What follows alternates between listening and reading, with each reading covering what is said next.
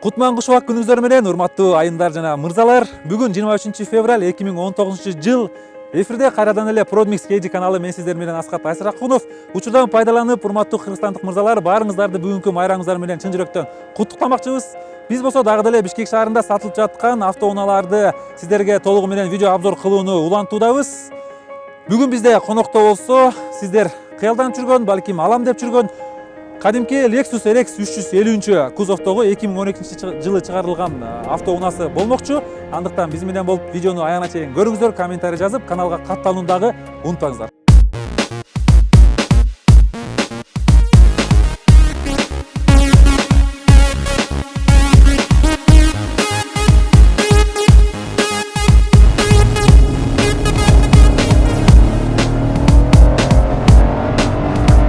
Сиздер көрүп турган мынакей жакшынакай жалтыраган күмүш түстөгү темир тулпар, дагы жолу айтайын, Lexus RX 350 кузовтогу F-Sport комплектациясы. Бүгүнкү күндө Бишкекте бул унаалардын баалары $25,000 баштап $35,000 чейинки бааны түзөт. Ал эми биз көргөзүп турган бул унаа болсо, учурда кожоюндун айтып аткан, кожоюндун коюп жаткан баасы $30,500 түзүп жатыптыр. Алгач бул темир унаа Японияда өзүңүздөр билесиздер, Toyota Harrier үлгүсүндө чыккан 98-99 жылдары. Мына ошол жылдары эле япондор ушул эле автоунаанын аналогун ушул эле автоунаага окшоштуруп, Американын базары үчүн Lexus RX 300 үлгүсүндөгү автоунааны чыгарышкан. Муну деле баарыңыздар жакшы билесиздер. Алгач биринчи поколениясы чыгып, андан соң көп өтпөй экинчи поколениясы, андан соң 2009 жылдан баштап мына сиздер көрүп турган 3-чү поколениядагы Lexus RX 350 чыга баштаган. Мына ошол Америкадан Европага таралып, анан ошол эле Европадан биздин кыргыз бир туугандарыбыз, биздин кыргыз авто бизнесмендерибиз бул унааны Кыргызстанга алып келип башташкан. Эмесе бизди аягына чейин көрүп туруңуздар, биз ушул автоунааны сиздерге азыр толугу менен обзор кылууга аракет кылабыз. Так, биз жогоруда сиздерге айтып өттүк, 3-чү муундагы Lexus RX 350 2009 жылдан баштап 2015 жылга чейин чыга баштаган. Албетте, бул автоунааны F-Sport комплектация деген менен толук 100%дык F-Sport автоунааларына кирет деп айтуудан албетте алыспыз. Жөн гана бул мындайча айтканда үй бүлөлүк премиум класстагы автоунаа деп айтсак жаңылышпайбыз. Мындайча айтканда кроссовер. Япондор Toyota Camry'нин платформасын алып туруп ушул автоунааны чыгарышкан. Албетте, бул автоунаада эки режим бар. Спорт режим, анан адаттагы режим. Мотор бул жерде айтып өттүк, 3,5 объем 6 цилиндрлүү 24 клапандуу мотор. 8,2 секундта 100 км/саат ылдамдыкты ала алат. Биз азыр бир аз тест кылып көрөлү сиздер менен чогуу. Анда погнали, газды басып көрөлү. Так. Поехали тогда, да?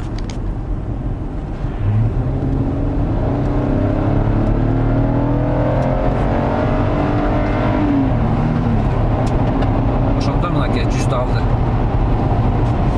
Жакшы. Абдан сонун, абдан керемет. Эми келиңиздер, бул темир тулпардын капотту ачып өпкө жүрөгүн сиздерге бир аз айтып берели. Бул жерде мынакей мындай караганда эч нерсе деле көрүнбөйт. Бул жерде кадимки эле баарыбыз билген, баарыбызга белгилүү эле болуп калган, авто сүйүүчүлөр өздөрү деле билет болушуңуздар керек. Кадимки 2 GRFE мотору турат. Вабраска 6 цилиндрlүү 3,5 көлөмдөгү Dual Vivtai деп коюшат адатта. 277 аттын күчүнө барабар. Бул мотор өзүңүздөр билесиздер, башка дагы Япониянын бөлөк автоунааларында да коюлган. Себеби япондор өзүңүздөр билесиздер, акчаны үнөмдөп жана ошондой эле базарга көбүрөөк автоунааны сатуу боюнча маш болуп калышкан. Андыктан булар ушундай подход кылышып, албетте ушул эле моторду башка дагы көптөгөн автоунааларга салышкан. Мисалга ала кетсек, ушул эле мотор кадимки Toyota Camry'де турат, Toyota Avalon, Highlander, ошол эле Lexus ES 300дө, Toyota Alphardта дагы ушул мотор турарын баарыбыз эле билсек керек. Мындан тышкары бул тулпардын модификациялары жөнүндө да айта кетсек, бул автоунаада негизинен 2.7 көлөмдөгү 4 цилиндрлүү дагы мотор болот. Албетте бирок бул кузовко ал мотор бир аз алсызыраак болуп калат деп айтсак болот. Андан тышкары, мисалы бул 350 болсо, мындан башка өзүңүздөр билесиздер, RX 450 дагы үлгүсү бар. Албетте бул ал үлгүсү болсо гибриддик мотор болуп эсептелинет. Ал жерде өзүнчө дагы кошумча мотор турат. Ал жөнүндө биз азыр сиздерге толук айтып бербей эле коелу. Дагы бир баса белгилеп кетчү нерсе, бул мотордо, бул автоунаада албетте эко режим иштейт, постоянно иштеп турат. Бул дагы бензинди эгер жай айдасаңыз үнөмдөөгө албетте шарт түшөт. Бензинди коротуусу боюнча эгер айтып кете турган болсок, бул автоунаа бизге кожоюн дагы айтып өттү. Шаар ичинде документ боюнча, стандарт боюнча 15 литрге чейин ичет. Ал эми кышкысын болсо, эгер сиз пробкада көбүрөөк, тыгында көбүрөөк туруп калсаңыз, албетте 17 литр, 18 литрге чейин барат. Ал эми трассада болсо, эгер сиз 100 км/сааттагы ылдамдыктан ашырбай айдасаңыз, бул мотор, бул автоунаа болжол менен 12-13 литрге чейин ичет экен. Эгер сиз албетте көлдү көстө жайкысын айдап, сиз 140тан ашырып катуу ылдамдыкта айдай турган болсоңуз, албетте трассада деле бул автоунаа 14-15 литрге чейинки бензинди коротуп кое алат.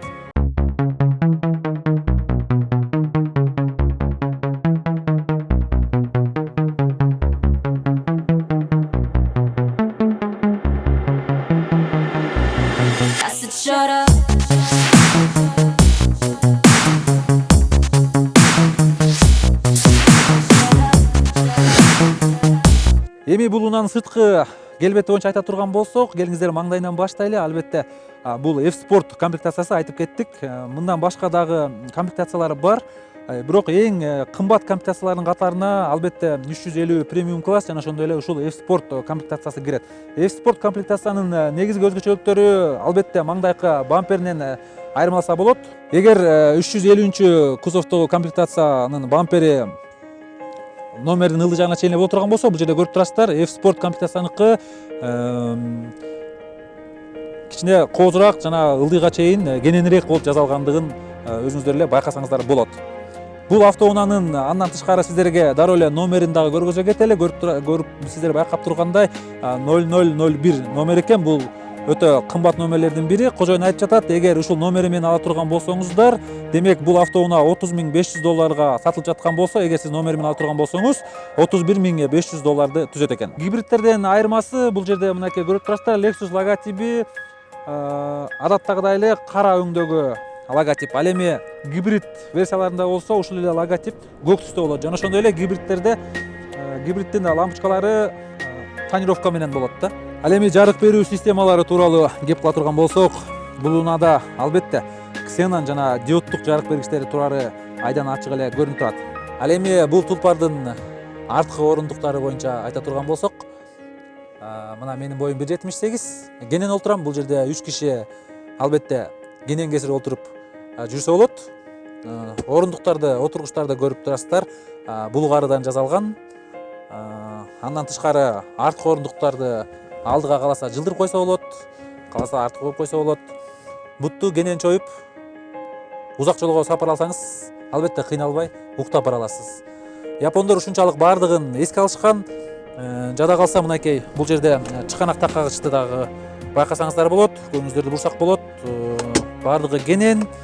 Бул жерге өзүңүз жолдо кетип баратып бутерброд, гамбургерлеринизди салып алсаңыз болот. Буяка мынакей каалаган стаканыңызды коюп, бир нерселерди ичип кете бергенге абдан ыңгайлуу. Ал эми багаж жөнүндө айта турган болсок, багажды кол менен дагы ачсаңыз болот. Жана ошондой эле кадимки эле ачкыч чип менен баскычты басып дагы ачып койсоңуз болот. Мына ушундай эле механизм жада калса крузакта дагы жок экенин сиздерге айтып кетсек болот. Ал эми Lexus'та бул механизм ойлонуштурулган.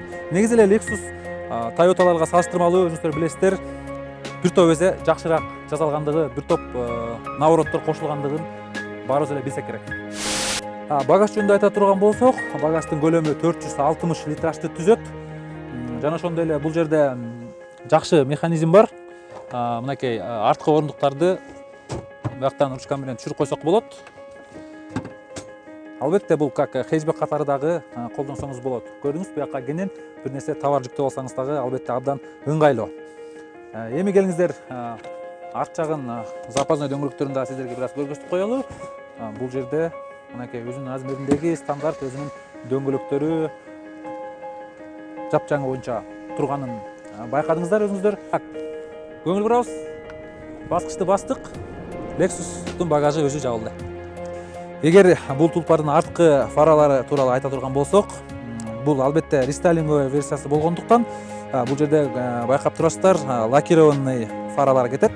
Ал эми мурунку 2009 жылкы рестайлингке чейинки үлгүлөрүндө болсо, бул жерде арткы лампочкалары адаттагы жөнөкөй лампочкалар, жөнөкөй айнек менен капталган лампочкалар турат. Башында айтып өттүк, F-Sport комплектация деп. Премиум класс жөнөкөй комплектацияга караганда F-Sport комплектациянын айырмачылыктары албетте дискаларында болот. Эгер премиум класста 18 дискалар турса, бул жерде F-Sport класста албетте 19 размердеги дискалар турарын бир тобус эле көбүбүз билсек керек. Андан тышкары айта кетчү нерсе, эгер премиум класс жөнөкөй комплектацияда эгер дискалар күмүш түстөгү болсо, ал эми бул жерде албетте өзүңүздөр көрүп тургандай кара түстөгү өзүнүн F-Sport комплектациянын өзүнүн родной дискалары турат. Ал эми бул Lexus'тун мотор кубаттуулугунун кыймылдатуу механизмдери боюнча айта турган болсок, албетте бул автоунаада алдыңкы дөңгөлөктөрү тартат.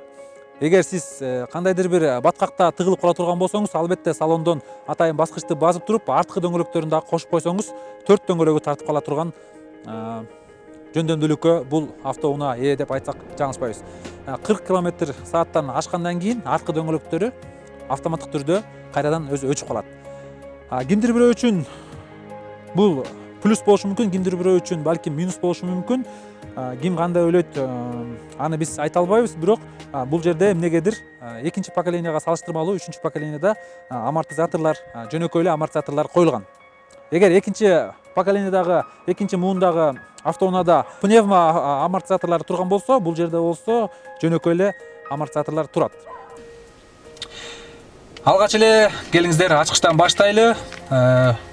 Сиздер көрүп турган бул электрондук кадимки Lexus'тун ачкычы. Бардык эле жаңы автоунааларда бар, билесиздер, старт-стоп, оталат, өчөт дегендей. Тормушту тептик, стартты бастык, машина оталды. Алдыңкы айдоочунун алдыңкы тарабындагы торпеда менен тааныштырып өтөлү. Негизи эле дизайн боюнча менимче Lexus биринчи, экинчи орунда турат десем жаңылышпайт болушум керек. Албетте бул жерде желим материалдар көбүрөөк экен, жыгач материалдар жок эсекен. Бул балким ушул Lexus'тун бир минустарына кирет десек дагы болот. Бирок ким кандай көрөт, кээ бирлерге балким ушундай дизайн балким жагышы да мүмкүн. Lexus боюнча, дизайн боюнча негизи эле мен абдан мактагым келип турат. Себеби дегенде Lexus так ушул RX 350 негизи эле сырткы келбети дагы жана ошондой эле салондун дизайны боюнча дагы абдан жакшы көрүнүктүү, кооз кылып жасалгандыгы дароо эле байкалат. Көңүлүңүздөрдү бурсак, мынакей бир түз линиялары дээрлик жок эсе, көбүнчө эллипс формасында жасалган. Айдоочу, айдап бараткан айдоочу өзүн кадимкидей космический корабльде отургандай эле сезсе болот экен да. Ал эми коробка боюнча айта турган болсок, 6 ступкалуу автомат коробка, жана ошондой эле Tiptronic. Tiptronic өзүңүздөр билесиздер, эске койдуң, бияк менен дагы скоростьту которсо болот, ылдамдыкты, жана ошондой эле рульда дагы албетте ошол Tiptronic'тин которгучтары бар. Бул жерде мынакей эки жагында экөө менен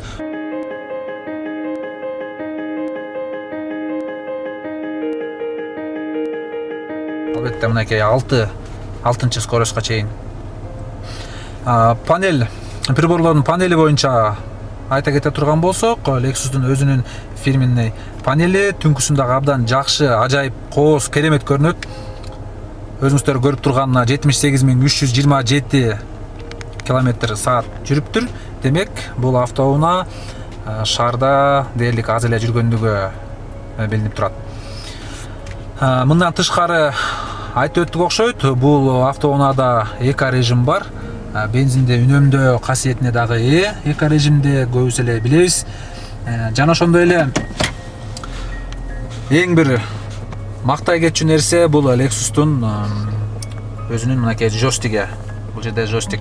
Бул джойстик менен сиздер бул жердеги мультимедиалык системаны каалашыңызча башкарып, функцияларын колуңуздун учу менен машина айдап баратып башкарганга абдан ыңгайлуу болуп эсептелет. Ал эми чыканак таккач бул жерин сиздерге көргөзө кетели. Абдан терең, ыңгайлуу. Мынакей менин колум чыканакка чейин кирип атат. Бул жерге көп нерсе батат. Бул жерде көңүңүздөрдү буралы USB жана AUX бар экен. Демек бул жерге флешка сайсаңыз да болот. Ошондой эле смартфонуңуз менен дагы ар кандай музыкаларды уга берсеңиз болот. Булар болсо подогрев сиденья, отургучтарды жылытуу системасынын баскычтары. Бул жерде болсо кандайдыр бир баткак жерде же тайгак жерде тыгылып калганыңызда мына баскычты бастыңыз, автоматтык түрдө арткы дөңгөлөктөр кошулат. Бул болсо антизаностун баскычы экен. Байкап турасыздар. Руль болсо албетте электро руль. Мынакей ылдыйга дагы өйдөгө дагы жылат, жана ошондой эле кирип чыгуу дагы жөндөмдүүлүккө ээ. Почти спортивный руль. Кожадан руль экен, мультируль. Бул жерде F-Sport мынакей өзүнүн фирменный белгиси, логотиби турат. Мындан тышкары албетте бул жерде память руля, память сиденья дагы бар. Эске тутум. Мындан тышкары бизге кожоюн айтып өттү, дагы бир аябай сонун бул Lexus'та сонун өзгөчөлүк бар экен. Могу сиздер көрүп турган Lexus бул жерде чип ключ турат, мындан тышкары бул жерде кошумча дагы бир чип турат. Бул демек бул автоунаага кошумча сигнализация 30 000 сомдук сигнализация коюлуптур. Мунун артыкчылыктары жөнүндө айта кетсек, бул сиздин эле смартфонуңуз менен Pandora деген программаны смартфонуңузга установка кылып аласыз дагы, жана ошол эле смартфон менен сиз автоунааңыздын кай жерде жүргөнүн адресин билип алсаңыз болот экен. Андан тышкары сиз алыста туруп эле ошол смартфонуңуз менен эле ошол автоунааны оталдырып же болбосо кайра өчүрүп койсоңуз дагы толук мүмкүн экен. Мынакей сиздерге көргөзүп коелу. Приложение через смартфон менен Pandora деп аталат экен. Бул жерде көрүп турасыздар, салондун температурасын дагы көрүп койсо болот экен. Андан тышкары жана айтып өттүк, алыстан оталдырып жана өчүрүп койсо болот. Жана ошондой эле мына көрүп турасыздар, машинада канча литр бензин калгандыгын дагы сиз алыс жакта туруп эле билип койсоңуз болот экен. Мындан тышкары бул жерде история событий деген бар экен. Мынакей бул жерге кирип койсоңуздар, бул жерде ошол эле Lexus'тун көрүп турасыздар, мына саат канчада каяка барганы, канча километр жүргөнү, кал жерге токтогондугу, кыскасын айтканда бардык кыскасын айтканда бул мындайча айтканда аябагандай кыйын бир шпион программа экен да.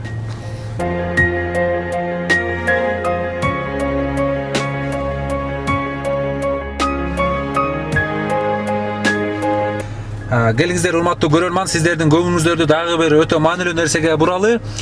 Бул Lexus RX 350-лөрдүн эң кымбат класстары премиум жана ошондой эле F-Sport классында гана бар экен. Бул сиздер көрүп турган 3 баскыч маңдайкы айнектен көрүнүп туруучу цифралардын баскычтары экен. Тактап айтканда, бул автоунаада маңдайкы айнектен ушул эле панель, приборлордун панелиндеги ылдамдык жана ошондой эле кайсы скоростта тургандыгы жана ошондой эле мультимедиалык системанын музыканын кичинеп чоңойто тургандыгын сиз айдап баратып эле айнек аркылуу көрүп турсаңыз болот. Бул албетте жаңы заманбап технологиялардын бири экен.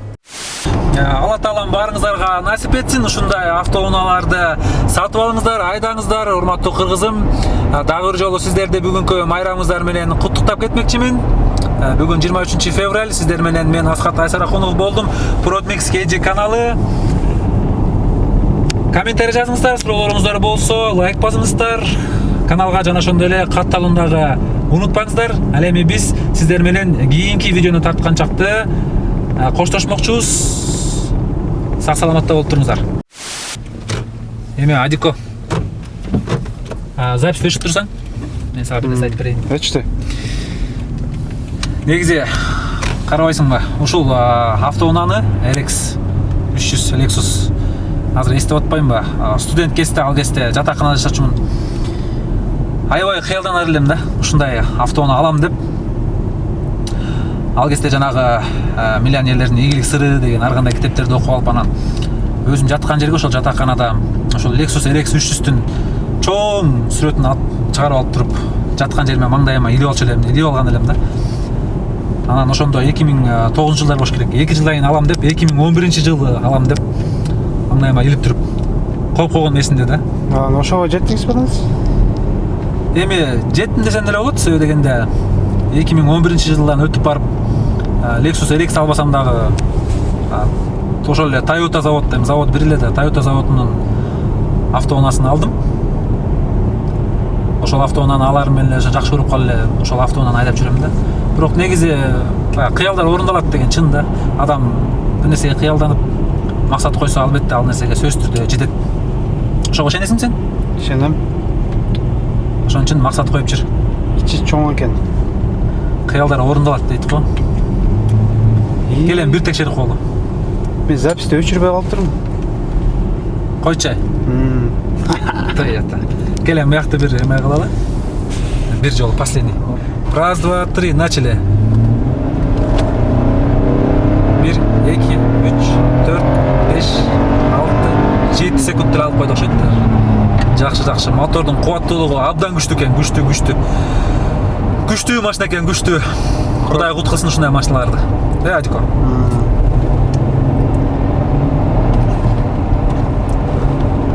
Короз машина кетти. Короз машина.